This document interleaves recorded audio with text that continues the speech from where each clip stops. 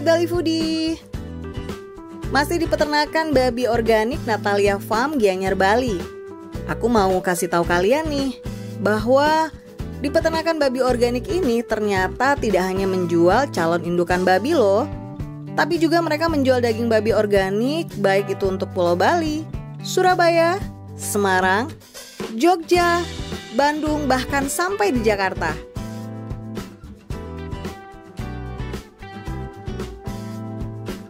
Just for your information, mereka sempat dihadapkan dengan kenyataan bahwa semua babi miliknya mati terkena virus di awal tahun 2020.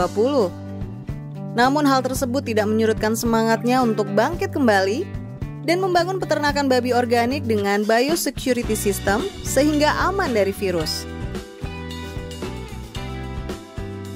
Nah, buat foodies yang belum nonton video part 1-nya, langsung klik link di PJKA alias pojok kanan atas ya.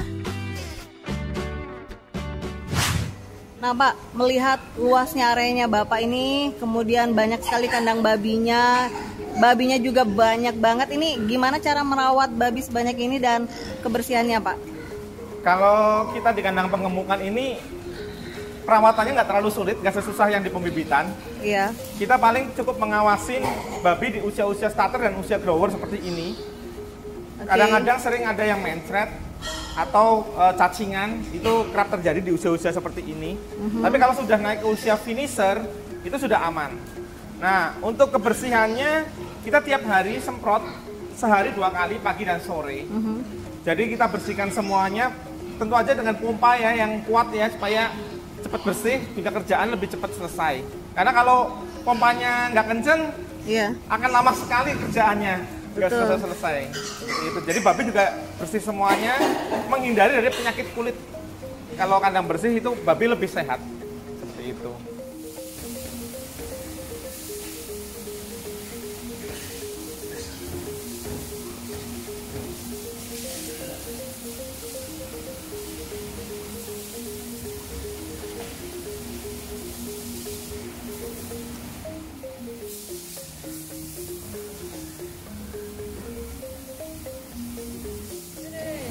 Hai.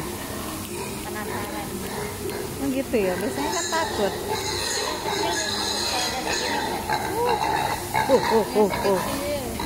Hey.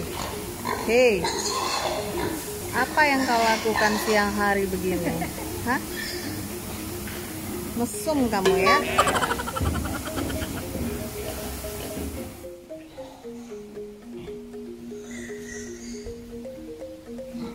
Nah Pak Ferry, ini kalau boleh tahu Pak, saya sudah melihat semua ya area Bapak, kandang-kandangnya babi-babi ini. Ini sebenarnya berapa sih jumlah babi yang Bapak miliki sampai hari ini?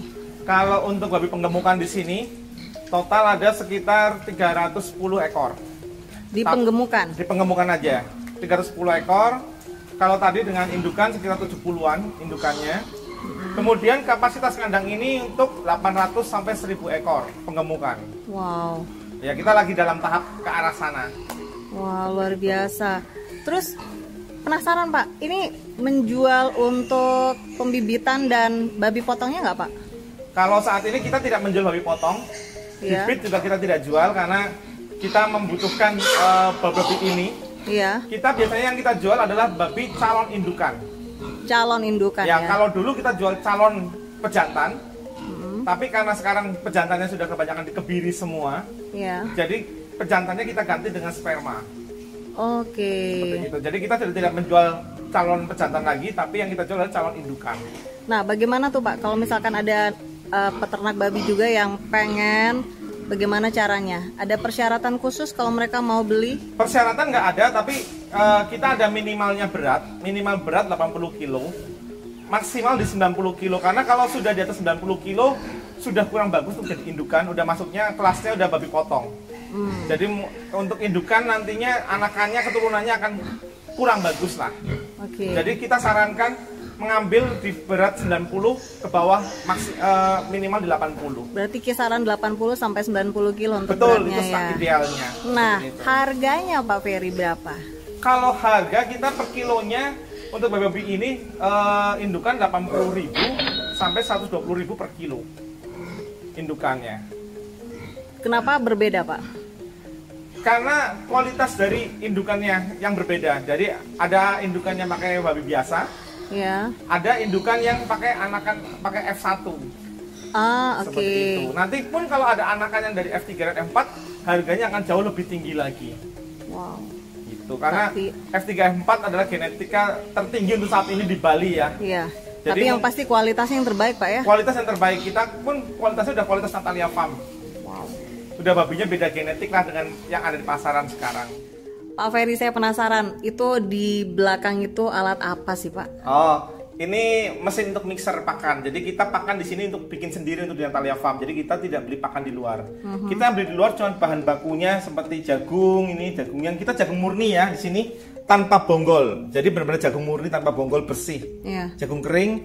Yang di sini adalah konsentratnya. Ini untuk konsentrat babi indukan. Ini kita pakai Cargill yang buatan Amerika. Oke. Lalu kita di sana ada dedak. Nah, di sini dedak. Ini dedaknya dedak halus ya. Bukan dedak yang kasar, dedak halus sekali. Dedaknya di kualitas the best. Oke. Itu konsentrat untuk babi pengemukan. Jadi beda-beda.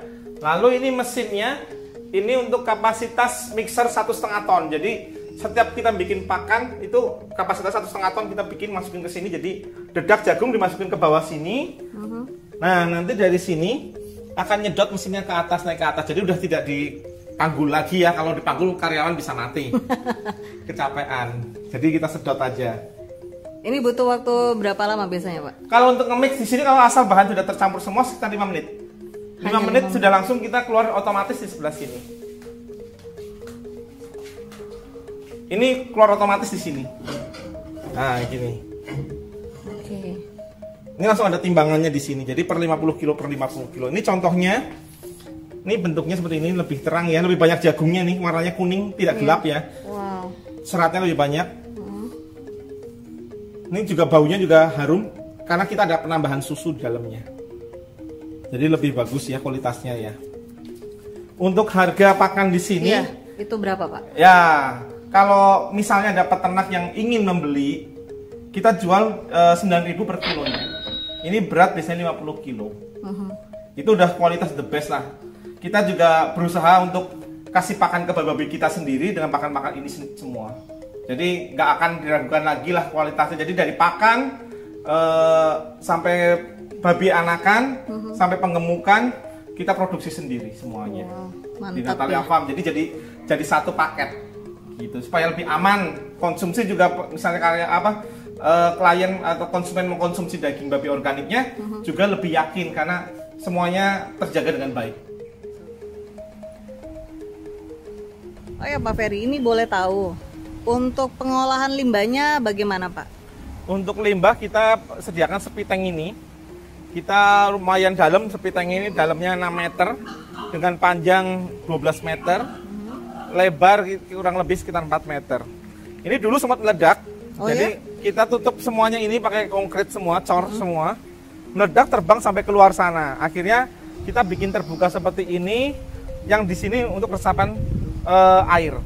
Yang di sebelah sana untuk yang kasar-kasarnya kayak mungkin dedaknya masih ada sisa dedak atau kotoran di sana semua. Iya.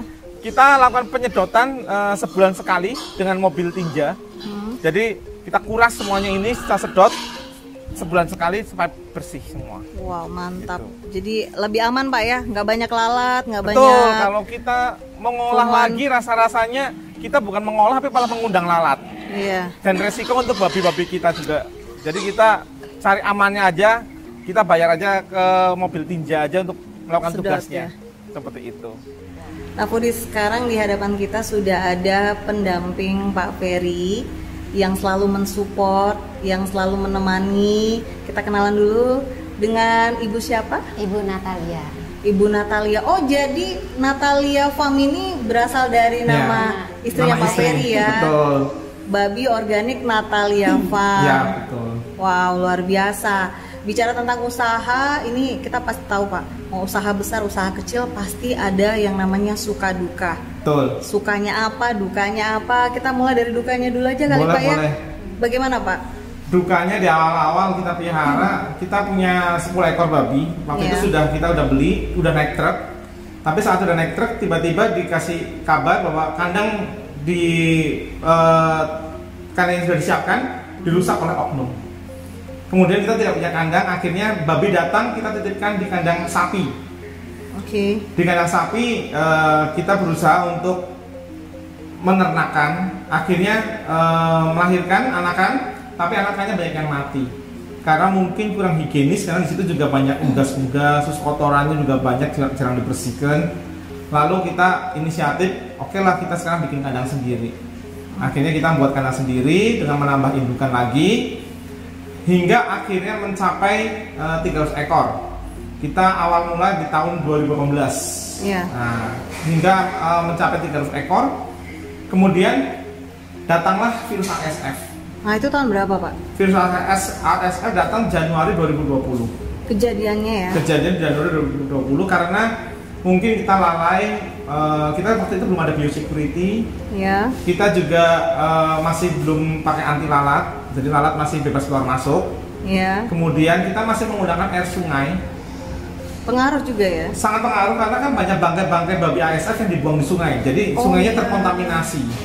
Jadi waktu kita melakukan penyiraman atau buat air minum, diminum oleh babi langsung terkena ASF, tertular.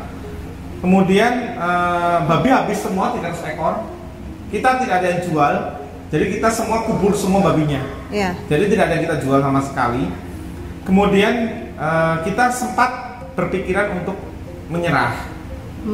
Tapi akhirnya kita putuskan bahwa kita harus tetap maju terus. Yeah. Kita harus usaha ini ya, anggap aja kita batas sambungan lah. Walaupun jumlah nominalnya banyak ya, 300 ekor ya. Yeah. Dan saat itu kita belum pernah panen. Kemudian Maret 2020 kita mulai lagi start dari nol lagi, piara babi lagi. Tapi tentu aja kita udah ada persiapannya, nggak seperti yang awal-awal. Kita kandang sudah kita renovasi, jadi tertutup. Kemudian air kita menggunakan PDAM, vitamin-vitamin kita perbanyak. Kemudian kita pasangin plang untuk tamu jarang masuk. Jadi memang kita benar-benar perketat. Hingga akhirnya sekarang kita memiliki 300 ekor penggemukan. Wow.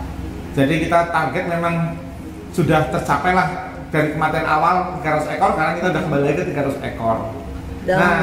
Dalam waktu 1 tahun. 1 tahun. Ya, dalam waktu 1 tahun kita sudah bisa. Nah, dari babi-babi kita, sekarang kita punya produk lagi.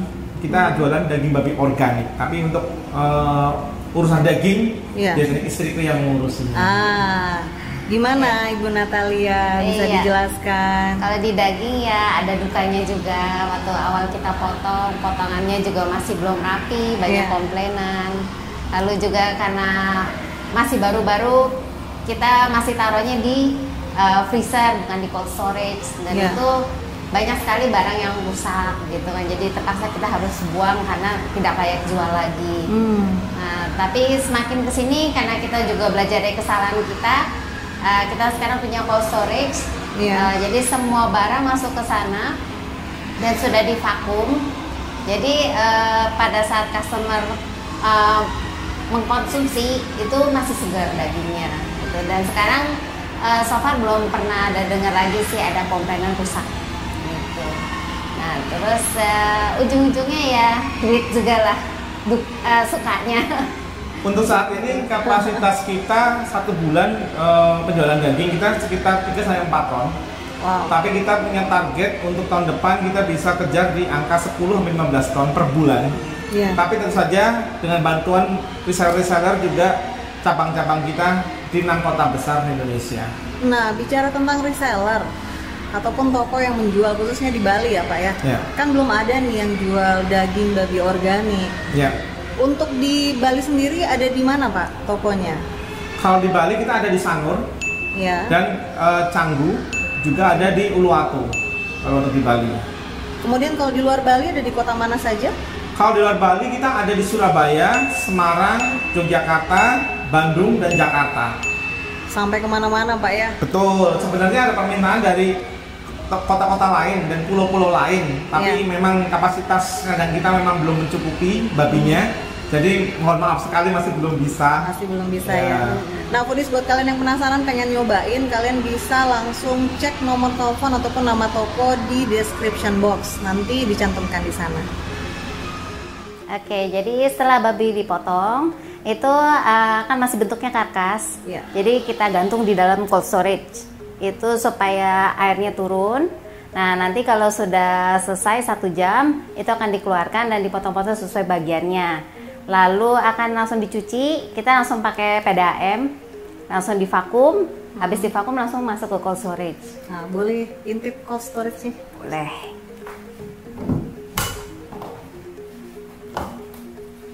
Ya, ini cold storage kita. Wow. Ini ya. Iya. Nggak boleh lama-lama di sini. Ya. Iya, ini jadi bagian-bagiannya. Sudah ada gramasinya juga. Sebelum pakai cold storage, pakainya apa? Oh, kita pakai freezer dan itu dinginnya kurang maksimal. Kalau di sini kan kita 3 jam aja udah beku karena ngeblas. Iya. Gitu. Kalau di freezer kadang-kadang dulu kita sampai 2 hari aja belum beku. Jadi kalau kita nge-slice itu susah.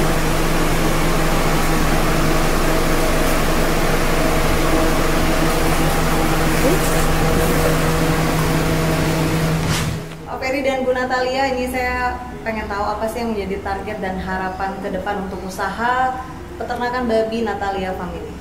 Kalau untuk peternakan babinya, kita target di jumlah indukan ya. Kita akan naikkan jumlah indukan dari 70 ekor ke 250 ekor karena kandangnya sudah kita sediakan supaya menghasilkan anakan yang banyak juga. Sekarang anakan yang kita miliki ada sekitar 300 ekor. Target kita ke 1000 ekor untuk tahun depan. Wow. Itu target paling cepat sendiri, dan untuk tahun depannya lagi mungkin mencapai 2000 ekor seperti itu. Kalau di daging target kita itu memproduksi sampai 10-15 ton per bulan. Jadi semakin banyak juga customer yang bisa menikmati produk kami. Kalau sekarang ini kan masih terbatas, masih kadang-kadang suka ada ini saya belum dapat atau gimana, atau mesti PO-nya panjang gitu. Kita minta maaf juga karena belum bisa semuanya terpenuhi.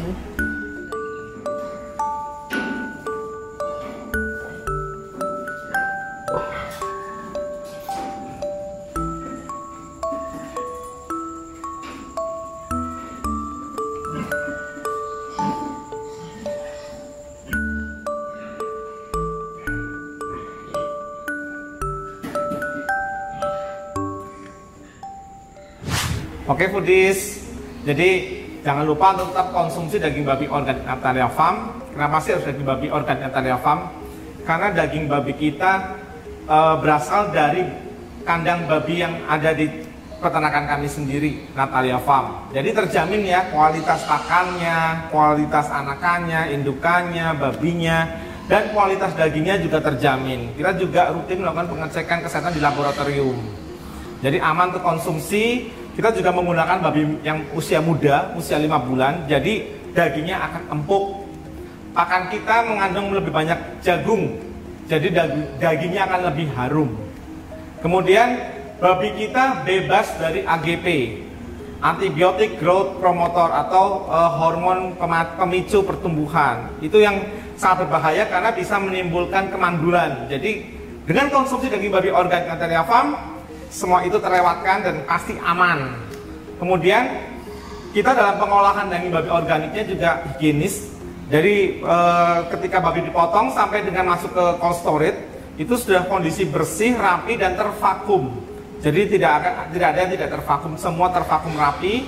Jadi aman untuk dikonsumsi, jangan khawatir. Daging babi kita pun kita jaga kualitasnya, kesegaran dagingnya. Jadi saat nanti dibuka masih segar, dagingnya masih harum. Oke. Nah, foodies, itu dia penjelasan dari owner peternakan babi organik Pak Ferry dan Bu Natalia. So, thank you buat kalian semua yang sudah ngikutin, dan kalau buat kalian yang penasaran bisa langsung lihat ataupun yang pengen nyoba beli produknya dari peternakan babi organik ini bisa langsung hubungi Pak Ferry di nomor telepon yang sudah saya cantumkan di description box. So, terima kasih sekali lagi buat Pak Ferry dan Bu Natalia. Terima kasih. Sampai jumpa di lain waktu. Sukses terus untuk usahanya, dan thank you for watching foodies. Have a nice day and see you on the next video. Bye. Mau berdua.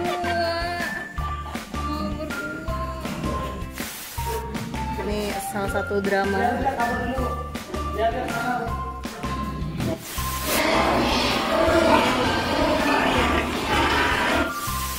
Ini masih kecil sudah barbar. Lihat.